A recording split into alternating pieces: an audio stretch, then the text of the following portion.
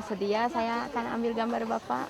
Bapak akan difoto. Buat apa sih? Buat saya kan pelatihan foto. Jadi peka ya, perempuan, kepala keluarga. Jadi saya yang kami ini yang ditinggal-tinggal sama suami, dikasih pekerja. Ada orang yang peduli terhadap kami, memberikan kepercayaan.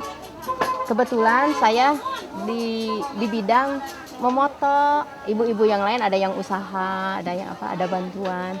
Tapi nggak ada maksud lain. Nggak ada Pak, sama sekali. Senyum, hei senyum, oh tersenyum. Senyum Siap ya Pak ya.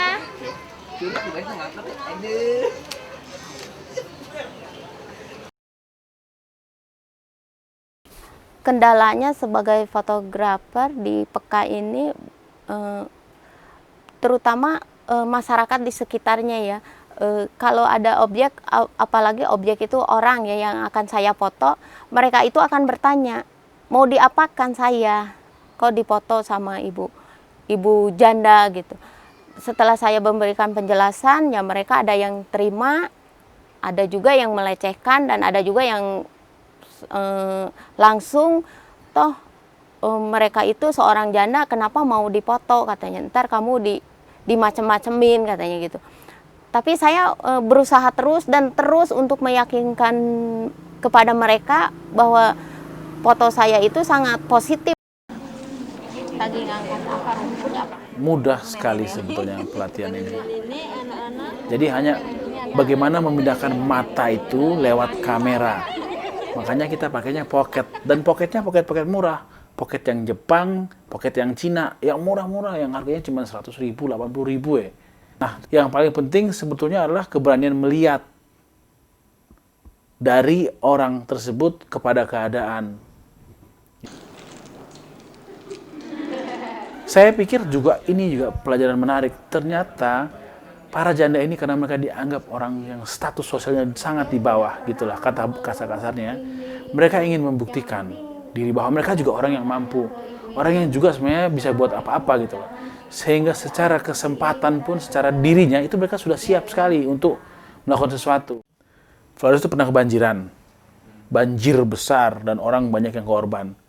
Kalau kita ngirim wartawan dari Jakarta ke Flores yang jaraknya hampir 2.000 mil, 2.000 hampir 3.000 kilo gitu ya, kan terlambat motretnya.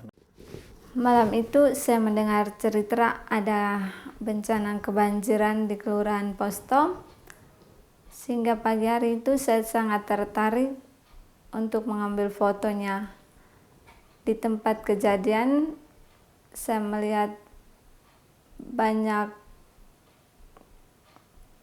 rumah-rumah yang rubuh, banyak anak-anak, orang tua yang duduk meratapi nasib mereka yang kehilangan rumah, barang, dan semua yang mereka miliki.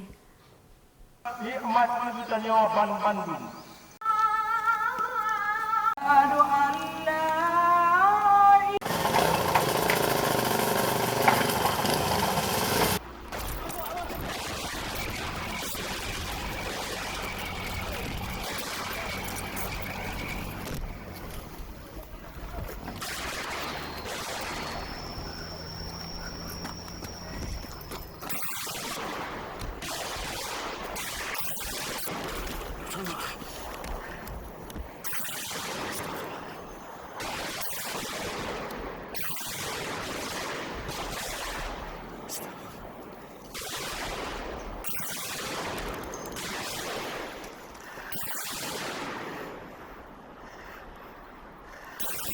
Masalah itu kontak senjata kan, kalau masalah itu kan suka juga saya maunya dipotret juga yang korban-korban itu kan, tapi masih takut juga sana. Padahal itu suka juga kan, mau juga saya nih ya, motret yang itu yang mayat-mayat itu kan, tapi takut masih belum sanggup. Kok itu nengok aja tuh aparat aja udah takut kita. Suasana konflik sekarang ini jadi hambatan buat saya kalau untuk memotret. Saya ini kan maunya gimana ya, maunya berobat kayak gitu. gimana hati saya bisa ya nggak trauma lagi ya itu lihat aparat aja masuk kampung aja udah itu trauma kali juga masih. As a National Commission on Violence Against Women, we feel that it is one of our responsibilities to understand the reality of discrimination and violence that the poorest of the poor women in Indonesia experience. Now, one of the things that we felt was important was to be able to document, to have a documentation on their life experiences. But we also believe that we cannot just have documentation on their lives without placing it in the context of a whole empowerment agenda. For that purpose, then we felt that it was important that the documentation process was first carried out by the women themselves.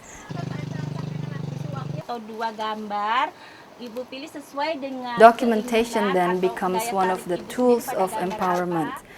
And given that most of these women are, many of them are illiterate, many of them have not had the privilege of getting education, then writing is not one of the most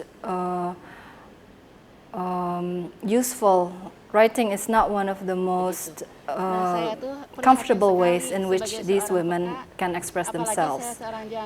So the first benefit or the first impact is for the women themselves in the way the community, their own surrounding community, give them a new respect for the women heads of households. The secondly is their own sense of dignity. So even beyond the response of their own community, they have built their own sense of dignity that they're not weak people, but they are people with skills. And one of the skills is to use this modern technology called the camera. And this has in fact been a tool for them to say, this is who we are and this is our lives. The photographs and the video become very important tools for the women heads of households, who are the poorest of the poor in Indonesia, to express who they are in their own terms and what their lives are about in their own voice. And this is a more genuine, we believe this is more genuine and closer to the women themselves, because writing is not part of their daily lives, but visuals and voice are.